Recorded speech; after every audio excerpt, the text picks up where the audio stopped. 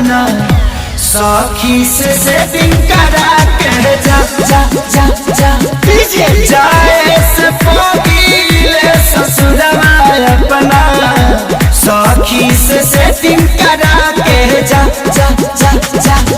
ए जान तू जाने तू जब से मिलल तो बुझाला कि राशन के परी से मिलल बनी। गलती हो रहा है, राशन नहीं राशन। डिप्रेशन है, डिप्रेशन सिचुएशन।